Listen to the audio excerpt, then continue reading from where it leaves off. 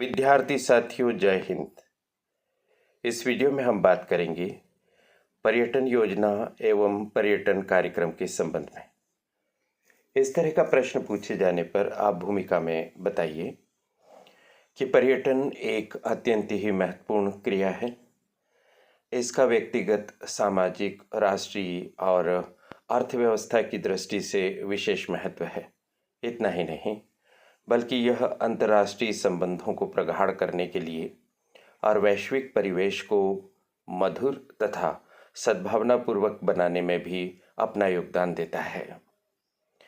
पर्यटन योजना एक इस प्रकार का कार्यक्रम है या इस प्रकार की पूरी व्यवस्था है जिसका उद्देश्य पर्यटन को सफलतापूर्वक संपन्न करना है। पर्यटन की जब भी प्रक्रिया की जाती है तो उसके लिए एक निर्धारित, सुनिश्चित और सुविचारित योजना बनाना ज़रूरी है, ताकि पर्यटन प्रारंभ करते समय, पर्यटन के दौरान और पर्यटन संपन्न होने के पश्चात विशेष परेशानियों का सामना न करना पड़े। पर्यटन स्थल की यात्रा योजना एक महत्वपूर्ण अवधारणा है जो पर्यटकों को उनकी यात्रा को अधिक सुगम और आरामदायक बनाने में मदद करती है। यह पर्यटकों के दृष्टिकोण, लक्ष्य और उद्देश्यों को प्रभावित करती है, अर्थात उसे एकदम स्पष्ट कर देती है। आइए आगे बढ़ते हैं। पर्यटन स्थल का क्या अर्थ होता है? तो हम सरल भाषा में जानते हैं कि पर्यटन स्थल वह स्थान है जहाँ पर कोई व्यक्ति या व्यक्तियों का समूह अपने मूल निवास को छोड़कर घूमने फिरने के लिए जाता है। ऐसे स्थान को ही हम पर्यटन स्थल कहते हैं। पर्यटन स्थल वह क्षेत्र या वास्तुकला का उदाहरण है जहाँ लोग अपने मनोरंजन, आराम, अध्ययन या फिर स्वास्थ्य में सुधार के लिए जाते हैं। ऐसे स्थल प्राकृतिक, ऐतिहासिक, सांस्कृतिक महत्व के हो सकते हैं या फिर चिकित्सा के बड़े केंद्र हो सकते हैं। पर्यटन स्थल लोगों को नई संस्कृतियों और नई नई परंपराओं से परिचित कराते हैं और उनके अनुभव को समृद्ध करते हैं, उन्हें आनंद प्रदान करते हैं, उन्हें ज्ञान उपलब्ध कराते हैं। ऐसे स्थान की यात्रा करने की जो योजना बनाई जाती है उसे ही हम पर्यटन योजना कहते हैं, या फिर ऐसे स्थल पर आने जाने का जो कार्यक्रम सुनिश्चित किया जाता है उसे हम पर्यटन कार्यक्रम का नाम देते हैं। जब हम पर्यटन स्थल की योजना बनाते हैं तो उसके कौन कौन से स्टेप्स होते हैं? सबसे पहला स्टेप होता है स्थान का चयन, यानी किस स्थान पर आप जाना चाहते हैं। तो सर्वप्रथम पर्यटन के लिए यानी यात्रा करने के लिए उपयुक्त स्थान का चयन करना चाहिए। स्थान का चयन करते समय किन बातों को ध्यान में रखना है, आगे हम उसकी चर्चा और करेंगे। दूसरा बिंदु है कार्यक्रम तैयार करना, जिसमें कितनी अवधि के लिए यात्रा है, मार्ग कौन सा रहेगा, परिवहन के साधन कौन से रहेंगे और इस दौरान तथा वहां पहुंचने के बाद किस प्रकार की गतिविधियों का हम निष्पादन करेंगे। इन सब का निर्धारण कार्यक्रम तैयार करने की व्यवस्था के अंतर्गत होता है। तीसरा बिंदु है प्रबंधन करना कुछ चीज़ों का, जैसे आवास। अगर लंबी यात्रा है, कुछ दिनों की यात्रा है, तो हमें विभिन्न पड़ावों पर आवास का प्रबंध करना होगा। भोजन सुपाच्य, स्वादिष्ट और स्वास्थ्य को बनाए रखने वाला भोजन। कुछ आवश्यक उपकरण होते हैं जो साथ में ले जाने होंगे, और कितनी लागत लगेगी उस लागत का यानी पैसों का बंदोबस्त, प्रबंधन कैसे होगा, इसका प्रबंधन करना भी इसके अंतर्गत आता है। तो आपने देखा कि 3 मुख्य बिंदु इसमें हमें दिखाई देते हैं। तो इस प्रकार देखा आपने कि पर्यटन स्थल की यात्रा योजना में कई महत्वपूर्ण पहलुओं पर विचार करना होता है। सबसे पहले प्रवास के लिए उपयुक्त पर्यटन स्थल का चयन करना, इसके बाद यात्रा की अवधि, मार्ग और गतिविधियों का निर्धारण करना होता है।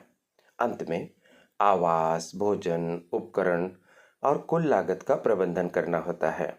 इन सब का उद्देश्य होता है यात्रा को सुगम और आनंददायक बनाना। आइए जरा डिटेलिंग करते हैं। पर्यटन स्थल का चयन करते समय किन बातों को ध्यान में रखना चाहिए? तो पर्यटन स्थल का चयन करते समय उसके स्थानीय भौगोलिक, पर्यावरणीय और सांस्कृतिक विशेषताओं पर ध्यान देना महत्वपूर्ण है। जैसे जिस समय आप यात्रा कर रहे हैं उस समय जलवायु कैसी है, वहाँ रहने की सुविधाएं कैसी है, पारिस्थितिकी तंत्र कैसा है, सुरक्षा आदि का प्रबंध कैसा है।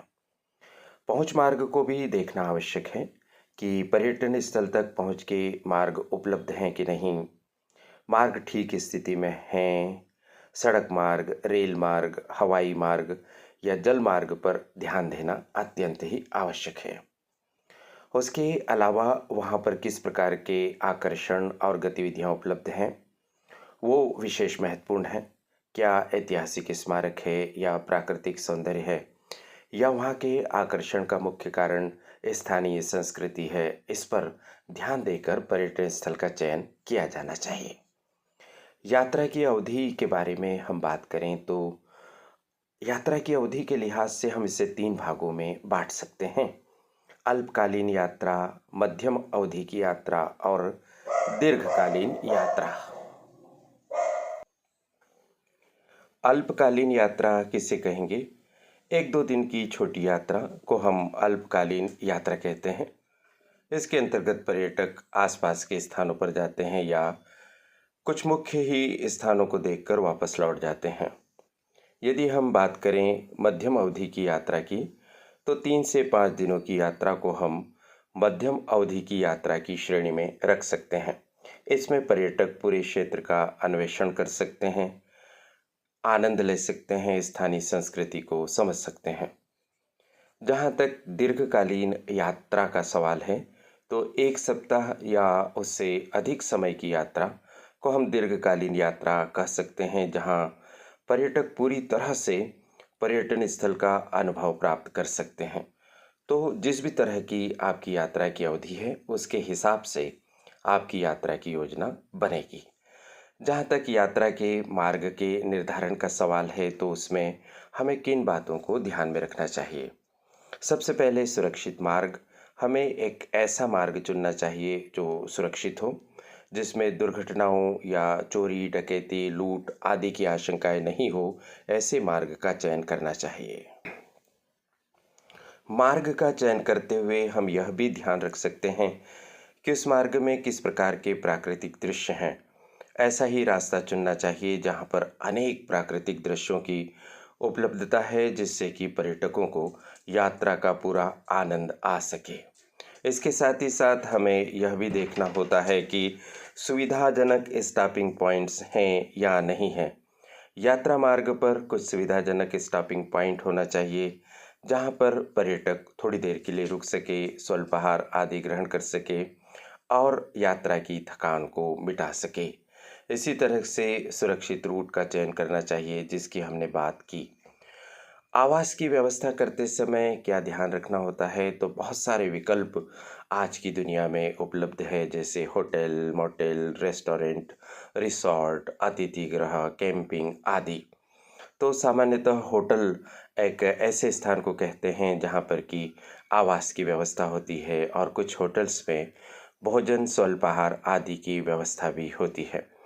मॉटेल का मतलब होता है कि ऐसे रहने के स्थान जो रोड के किनारे होते हैं सामान्यतः। रिसॉर्ट बड़े पैमाने के स्थान होते हैं, जहाँ पर खाने पीने और मनोरंजन की अन्य सुविधाएं, स्विमिंग पूल, खेलकूद के अन्य स्थल आदि भी वहाँ पर होते हैं। हम गेस्ट हाउस भी चुन सकते हैं, और कुछ स्थानीय लोग भी अपने यहाँ पर गेस्ट के तौर पर पर्यटकों को रखते हैं। वह भी एक अच्छा अनुभव होता है। घर का भोजन, स्वास्थ्यवर्धक भोजन हमें मिल सकता है। इसी तरह से कैंपिंग भी एक विकल्प है। इसमें आकर्षक प्राकृतिक परिदृश्यों में खुले आसमान के नीचे रहने का एक अनूठा अनुभव प्राप्त होता है। इसके अलावा आश्रम, धर्मशाला, ट्रस्ट के भवन, बंगले जैसे विकल्प भी आवास के लिए उपलब्ध हो सकते हैं। हमें अपनी पर्यटन योजना में अपनी सुविधा और अपनी आवश्यकता के अनुसार आवास के बंदोबस्त का निर्धारण करना चाहिए। आइए बात करते हैं भोजन की व्यवस्था। तो भोजन के प्रकार पर विशेष ध्यान देना होता है कि पौष्टिक स्नैक्स हों, हल्के व सुपाच्य व्यंजन हों, और स्थानीय स्वादिष्ट व्यंजन हर क्षेत्र के अलग अलग होते हैं। हम यदि घूमने जा रहे हैं तो वहाँ का आनंद अवश्य ही लें। यदि हम खुद भोजन बनाना चाहते हैं तो अपने साथ उपयुक्त बनाने की सामग्री, बर्तन आदि को लेकर जाने की आवश्यकता होती है। पेयजल बहुत ही महत्वपूर्ण है। पर्याप्त मात्रा में पेयजल हमारे साथ होना चाहिए। यदि गर्मी का मौसम है तो ऐसी स्थिति में पेयजल की पर्याप्त उपलब्धता अत्यंत आवश्यक है। स्थानीय जल स्रोत से अगर आप पानी ले रहे हैं तो गुणवत्ता की जांच करें, क्योंकि पानी जब एक स्थान से बदलता है तो ऐसी स्थिति में स्वास्थ्य पर प्रतिकूल प्रभाव पड़ता है। पर्यटन कार्यक्रम तय करते समय आवश्यक उपकरण और सामग्री की बात भी हमने की थी।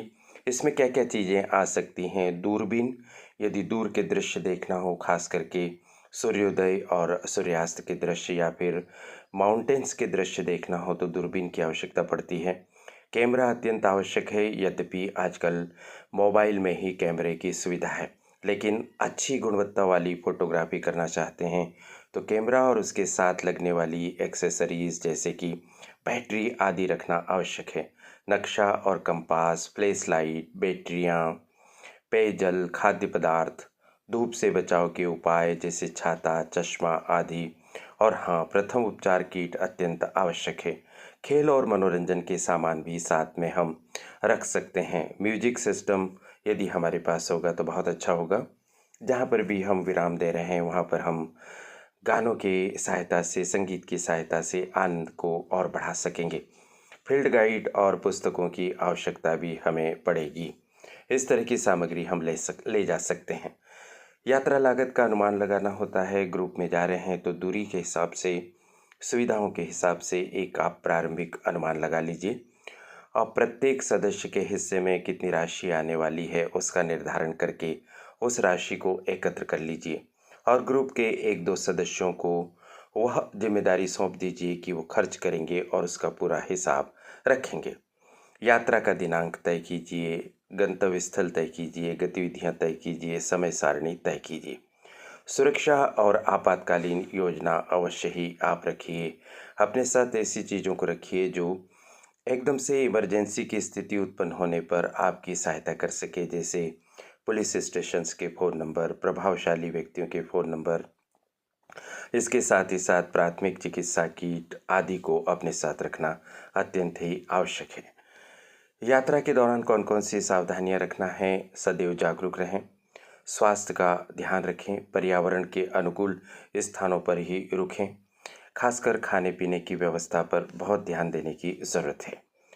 यात्रा संपन्न होने के बाद की गतिविधियों में क्या क्या शामिल होता है, तो यात्रा की समीक्षा कीजिए कि आपकी पूरी यात्रा कैसे रही, जिन उद्देश्यों को लेकर आपने यात्रा की थी वह पूरे हुए या नहीं, कौन सी अड़चनें आईं और कौन सी ऐसी स्थितियां निर्मित हुई जिनका आपने निर्धारण या पूर्व कल्पना योजना बनाते समय नहीं किया था, ताकि भावी यात्राओं के दौरान यह अनुभव काम आ सके। इसी तरह से यात्रा की जो आपने तस्वीरें ली हैं या वीडियो बनाए हैं उन्हें अपने साथ साझा करें, अपने परिचितों के साथ साझा करें, सोशल मीडिया पर भी साझा करें, ताकि अन्य व्यक्तियों को भी पर्यटन करने की प्रेरणा मिले। यात्रा के दौरान की रोचक घटना और अनुभव भी आप दूसरों को बताएं। उपसंहार तक पहुंचते हैं तो इस तरह से पर्यटन स्थल की यात्रा की योजना और कार्यक्रम बनाना अत्यंत ही महत्वपूर्ण है। इसके माध्यम से हम अपने पर्यटन को सफलतापूर्वक संपन्न कर सकते हैं। चूँकि पर्यटन का मुख्य ध्येय आनंद प्राप्त करना होता है, अतः यदि योजना नहीं बनाई और ऐसी कोई बाधाएं उत्पन्न हुई जो हमारे लिए तनाव और संत्रास का कारण बनती है, तो हमारा पर्यटन का मूल उद्देश्य ही ध्वस्त हो जाता है। इसलिए स्पष्ट होता है कि पर्यटन के पूर्व योजना बनाना और कार्यक्रम बनाना अत्यंत ही आवश्यक है। इस वीडियो में फिलहाल इतना ही। महत्वपूर्ण बात आप तक पहुंचाने का अवसर देने के लिए करियर एडवाइस चैनल की संचालिका प्रीति गुलवानिया जी और उनकी परिश्रमी टीम के प्रति बहुत आभार। आप सभी को शुभकामनाएं। नमस्कार।